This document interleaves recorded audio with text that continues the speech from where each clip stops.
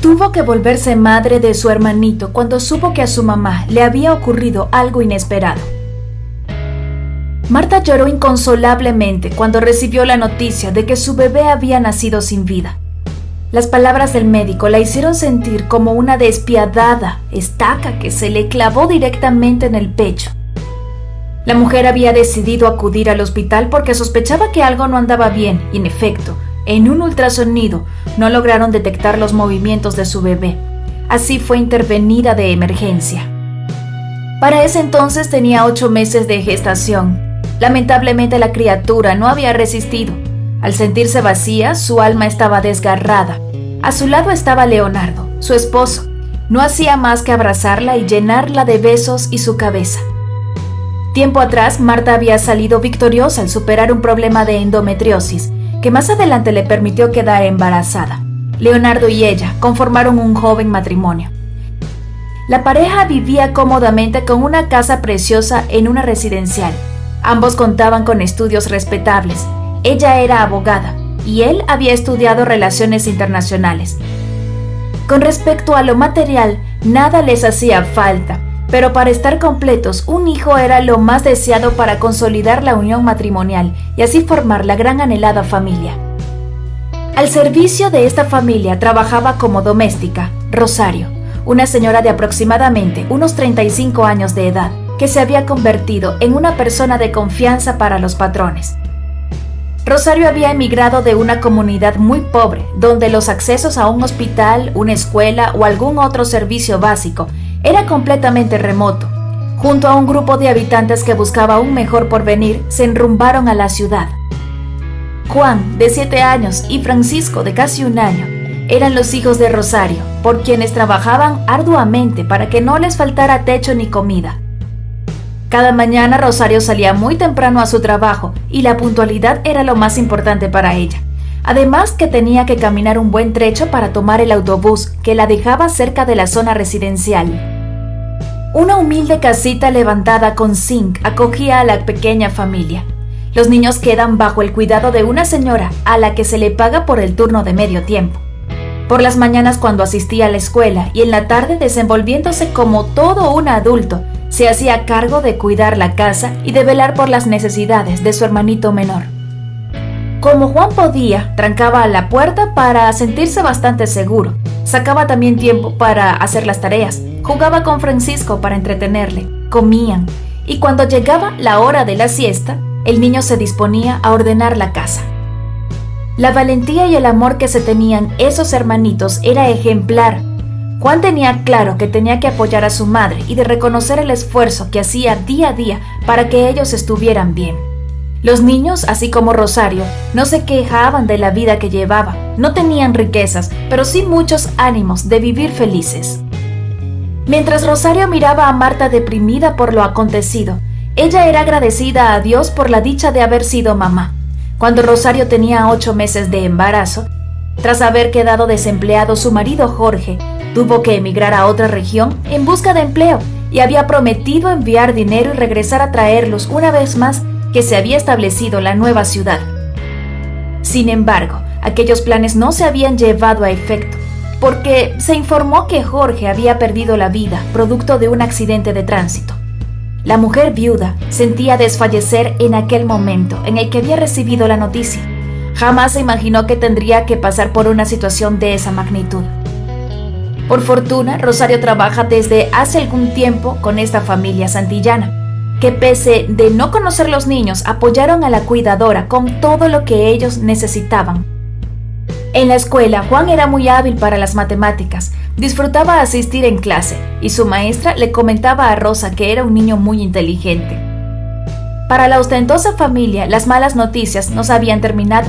Marta siguió sintiéndose mal después de la pérdida de su bebé.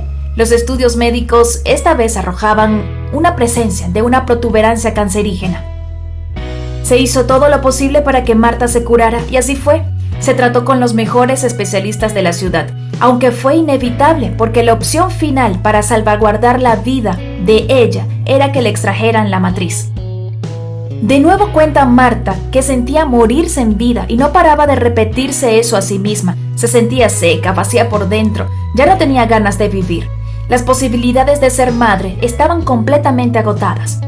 Psicólogos y médicos para tratar el estado de ánimo y otras dolencias entraban y salían de aquella casa.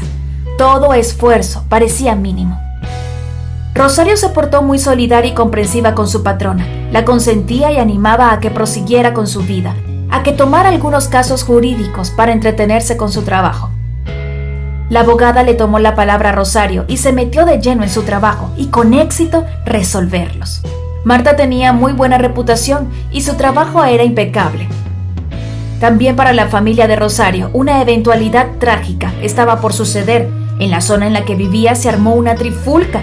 Un desalojo de tierras, presuntamente, ya habían aparecido los verdaderos dueños.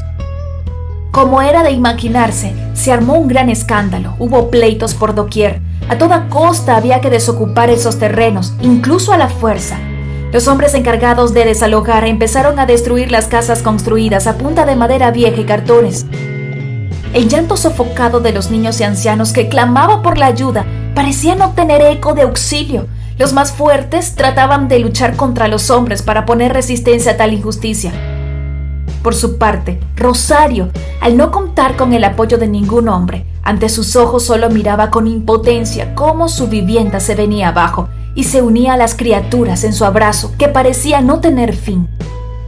La situación empezó a tornarse peor y Rosario le pidió a sus hijos que salieran del lugar, que fueran a buscar refugio a otra parte y lo que ellos primero pensaran, encontraran. Juan tomó en brazos a su hermanito, ya de 1 año, y este le agarró muy fuerte el cuello de su hermano mayor, y sin entender qué pasaría luego, salieron del lugar. Los pequeños se refugiaron en un almacén y el dueño los acogió al conocer lo que estaba sucediendo. Apenas dio la luz del sol, tenían en su cuarto servido el desayuno. El señor del almacén se portó muy caritativo con aquellas criaturas. Cuando el señor se fue a darles una vuelta a los niños, encontró con que no estaban. No se explicaba a dónde estarían, o no sabía si a lo mejor su mamá se los había llevado, pero hasta ese momento no podía hacer nada más. Bajo el intenso sol, los hermanitos iban caminando en busca de su casa. Habían huido, extrañaban a su madre. Llegaron a los escombros de lo que era su antiguo hogar. No había ninguna casa que se hubiese salvado del desmantelamiento. Tampoco lograban ver una sola persona en aquel lugar. Inmediatamente lloraron desconsolados porque no sabían qué hacer. En eso lo divisó una ex vecina y les explicó en qué había parado todo. Y sobre su mamá se les comunicó la triste noticia que había fallecido en aquel enfrentamiento. La señora que encontró los niños y les consoló en el momento, les aclaró que no podía cargar con ellos. Su familia era numerosa y no tenían hogar, tampoco dinero. Francisco se conmovía tanto al buscar a su mamá. La señora, lo que pudo hacer por ellos, pudo reportarlos a las autoridades respectivas. Explicó la situación de los menores, quienes fueron admitidos en una casa hogar, mientras se encontraban a padres adoptivos. Los hermanos habían sido separados. Ni el uno ni el otro tenía ganas de comer, tampoco hablar.